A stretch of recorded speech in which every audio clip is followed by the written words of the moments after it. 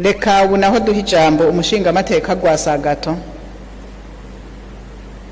Murakoze kumpa ijambo nyakubahwa murongoye ibikorwa by'uyu munsi. Jewe ni kuri annex ya gatatu yerekana le circuit de dépenses. Je sinzi ko duhava dusaba yuko dusubira kwiga cyane ko twigishwa ibijanye na kontabilite ko mbona umenga harimo ibitangaza byinshi. Uravye ku mafaranga yategekanijwe nko kuri intendance y'umukuru w'igihugu, on passe de 300 millions 400 000 à 1 milliard 785 millions 233 716. Mugabo baje gusaba yuko haba revision budgetaire badusavye imiliyoni 50. No kuvuga yuko officiellement le crédit alloué kuri intendance y'umukuru w'igihugu ni miliyoni 350 n'ibihumbi 400.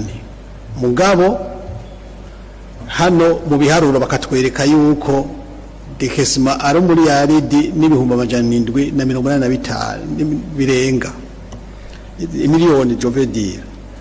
Uravye kuri mission z'aba fonctionnaires muri présidence, crédit voté ni miliyoni 700, mugabo execution bigatwara imiliyardi ibihumbi 2, imiliyardi 2 n'imiliyoni 350 zirenga.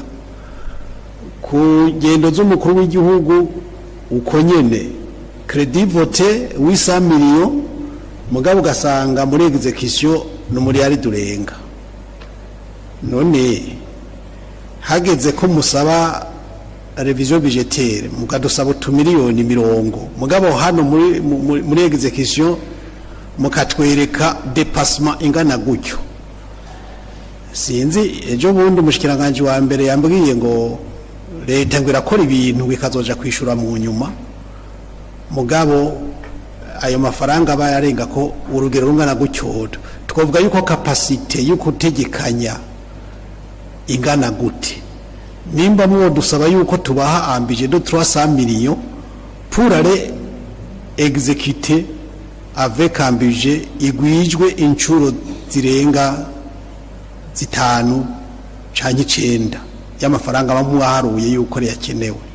Aho hantu sinzi ko bitugora gusoma ibiharuro economique, aho naho twosaba ko muduhugura.